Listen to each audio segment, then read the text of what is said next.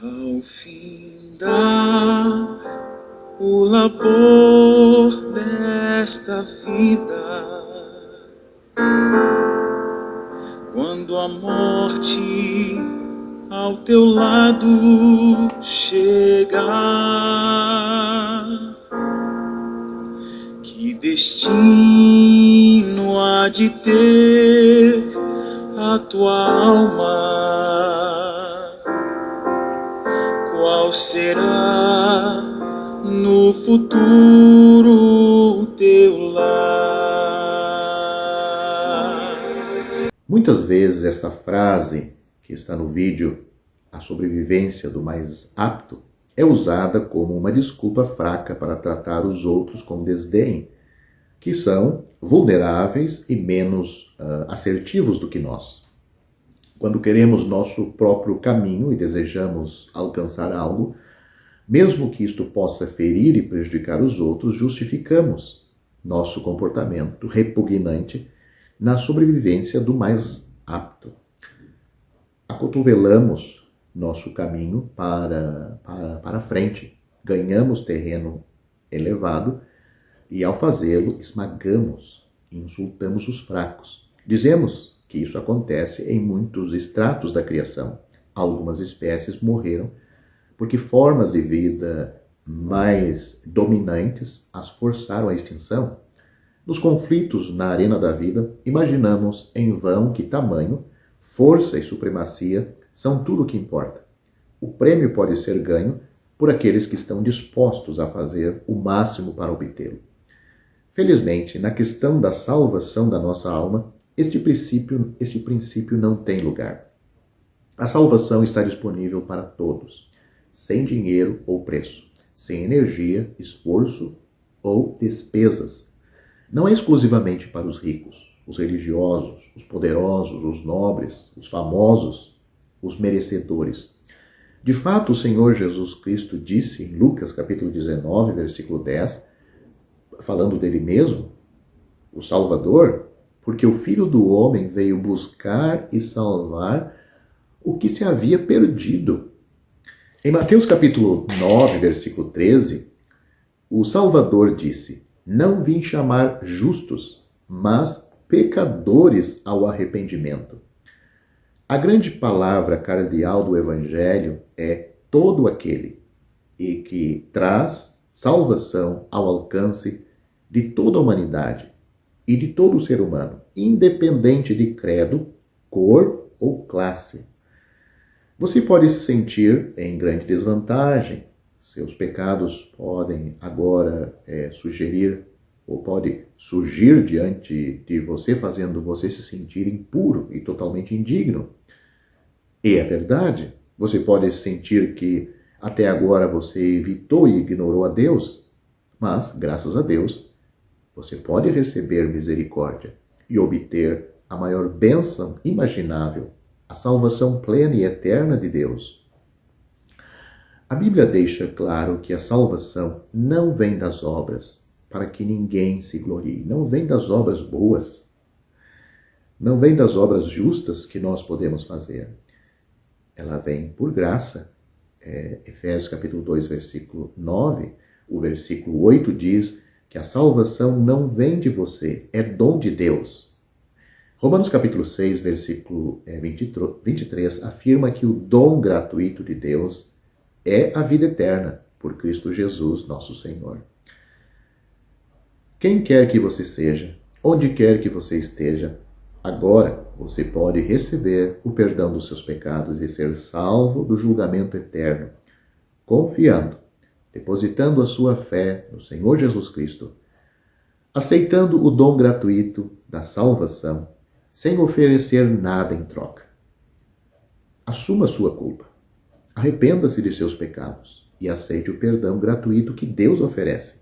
Isso é tudo o que é exigido de você, o pecador. Nenhuma conquista, nenhuma penitência, nenhuma tentativa de se tornar mais aceitável a Deus. A única aptidão que ele requer é conhecer sua necessidade dele, é que você reconheça a sua necessidade dele. É isso que ele espera. Mas como Deus pode fazer tudo isto pelo pecador, o indigno, o merecedor do inferno, sem obrigar você a pagar um preço incalculável ou realizar algum feito notável? Como ele pode fazer isto?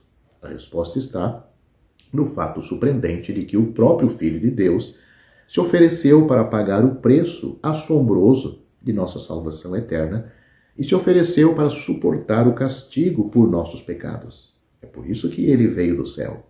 Viveu entre os homens hostis por mais de 30 anos e morreu finalmente numa cruz de vergonha e sofrimento. O mistério da crucificação foi revelado. Cristo morreu por nossos pecados. 1 Coríntios capítulo 15, versículo 3. Ele mesmo levou os nossos pecados em seu próprio corpo sobre o madeiro. 1 Pedro capítulo 2, versículo 24. Cristo morreu pelos ímpios. Romanos capítulo 5, versículo 6. Cristo morreu por nós. Romanos capítulo 5, versículo 8. O Filho de Deus que me amou e se entregou por mim. Gálatas capítulo 2, versículo 20.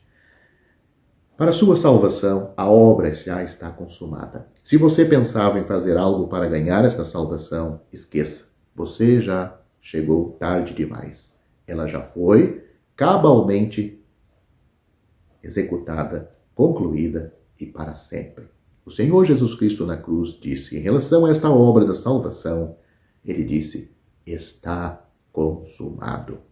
Depois de ter dito isto, ele entregou o Espírito ao Pai, morreu, mas já ressuscitou, já está vivo. E ele está no céu como príncipe e salvador. De lá ele pode salvar você. De lá Deus pode salvar você, baseado no sacrifício do seu Filho. Portanto, crê no Senhor Jesus Cristo e você também será salvo. Quero aproveitar e deixar uma palavra para você que não tem certeza ou segurança da sua salvação. Me faça uma pergunta, será que está seguro um homem parado no topo de um penhasco escorregadio? Se ele está constantemente em perigo de cair, então nunca se pode dizer que ele está seguro. Na verdade, ninguém pode estar seguro espiritualmente se perder a salvação por cometer um ato pecaminoso. Ou você acha que vai estar seguro? Em 1 João, primeira epístola de João, capítulo 1, versículo 8, nós lemos o seguinte: se dissermos que não temos pecado, enganamo-nos a nós mesmos, e a verdade não está em nós. É bom notar que a palavra pecado está no singular, a palavra pecado aqui neste versículo, pois João está falando da natureza, da raiz, e não dos frutos, ou seja, os pecados. Ele está falando da natureza caída, a natureza, o pecado, e não os pecados, os seus frutos. Observe também o tempo presente no grego da palavra ter. Ele não diz tive no passado, ele fala no presente, ter. João não está se referindo à vida pecaminosa passada enquanto não convertidos, mas o estado presente em que os crentes ainda têm pecado à natureza. Ninguém chega a um ponto na vida em que está livre do pecado. Não existe tal coisa como um crente vivendo em um estado sem pecado. E, portanto, não será possível para um crente estar seguro sem perder a salvação se depender dele estar sem pecado, a natureza. Isto só ocorre na hora da morte ou com a vinda do Senhor Jesus no arrebatamento. Jesus disse, as minhas ovelhas ouvem a minha voz, eu as conheço e elas me seguem. Eu lhes dou a vida eterna e nunca perecerão, nem ninguém as arrebatará da minha mão. João capítulo 10, versículos 27 e 28. Não há condições observadas neste texto, apenas declarações de fato absoluto. As ovelhas são de Cristo, elas ouvem a sua voz, ele as conhece, elas o seguem. Ele lhes dá a vida eterna, elas nunca perecerão e ninguém as arrancará de sua mão. Ele não diz, se as ovelhas ouvem a minha voz, elas são realmente minhas ovelhas. Ele não diz também, se as ovelhas me seguem, eu lhes darei a vida eterna. Elas não se tornarão suas ovelhas, ouvindo sua voz, e não recebem a vida eterna, seguindo-o. Uma transação ocorreu anteriormente que já as tornou suas ovelhas. O Senhor Jesus disse, no versículo 29, que a transação ocorreu quando seu pai deu, note, esta palavra está no passado, as ovelhas a ele. João capítulo 10, versículo 29.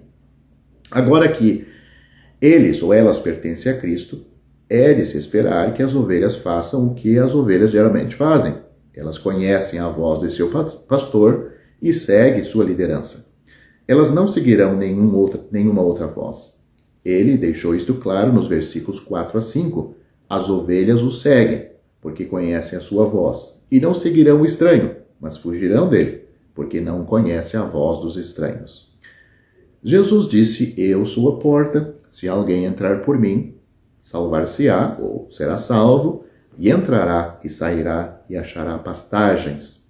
É uma figura de uma ovelha. João capítulo 10, versículo 9. Alguns defensores da segurança condicional sobre a salvação argumentarão que podemos seguir o Senhor Jesus hoje e seguir outra pessoa amanhã. Se assim for, devemos nos arrepender e começar a seguir o Senhor novamente. O texto argumenta contra esta possibilidade. As ovelhas de Cristo seguem a Ele e somente a Ele. Elas não obedecem nenhuma outra voz. A peregrinação cristã não é tratada em João capítulo 10. As ovelhas de Cristo o seguem. No entanto, nenhuma ovelha faz isto perfeitamente. Por sua própria natureza, as ovelhas vagueiam às vezes. Mas vagar e seguir a voz de outra pessoa são duas coisas bem diferentes.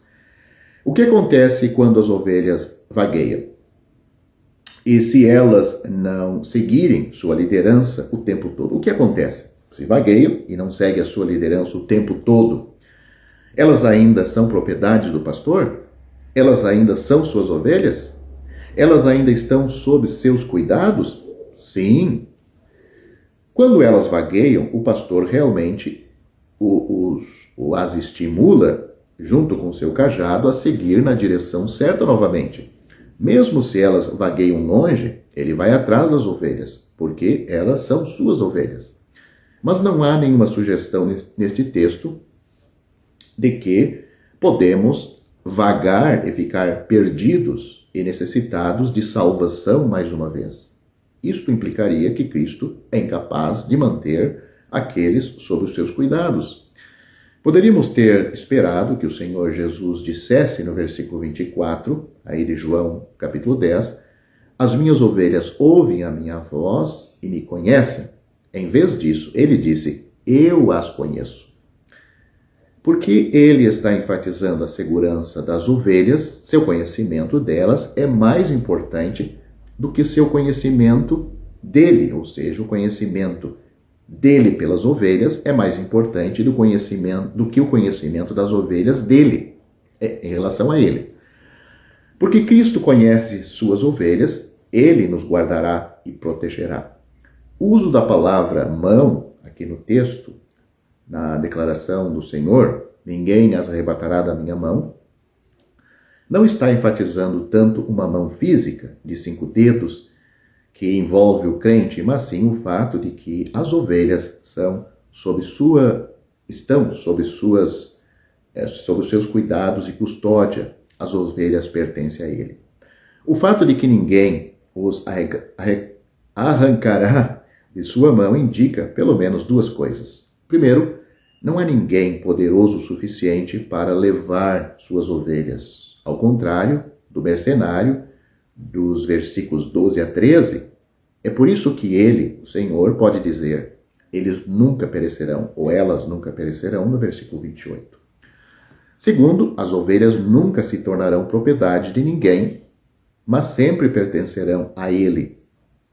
Os falsos ensinadores geralmente ignoram a ênfase desta passagem na propriedade minhas ovelhas, meu Pai que mas deu elas. E, portanto, perdem detalhes importantes. Além disso, eles costumam argumentar que, embora ninguém mais possa nos tirar da mão de Cristo, podemos nos retirar voluntariamente. Isso adiciona ao texto o que não está lá. Jesus não disse, ninguém mais as arrebatará da minha mão, Ele disse: ninguém, incluindo aquele na mão de Cristo. A menção de seu Pai no versículo 29 é linda e fornece uma dupla segurança para o crente. A frase que conclui os versículos 28 e 29 são quase idênticas. Uma diferença é que ele disse que ninguém deverá nos arrancar de sua mão, versículo 28.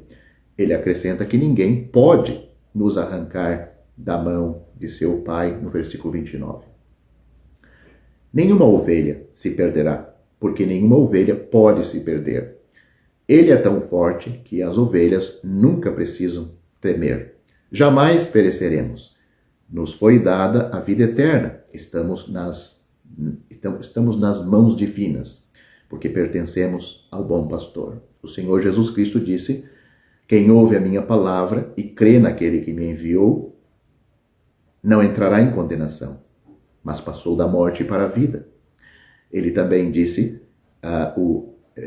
Deus enviou seu Filho ao mundo, não para que condenasse o mundo, mas para que o mundo fosse salvo por ele. Quem crê nele não é condenado, mas quem não crê já está condenado. Só tem duas classes aqui: os que creem e os que não creem.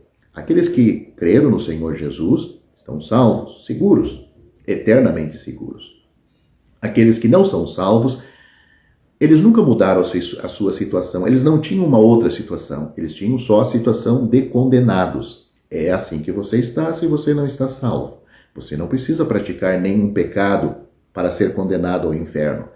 Cristo veio salvar você porque já está condenado. Você já tem pecado suficiente, não precisa praticar mais nenhum.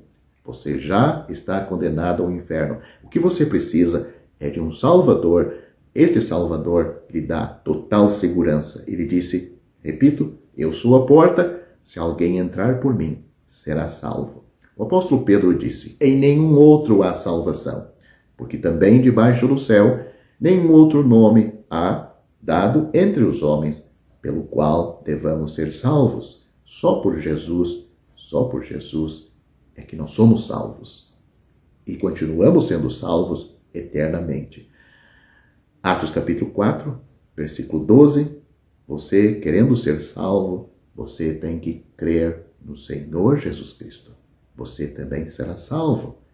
Atos capítulo 16, versículo 31.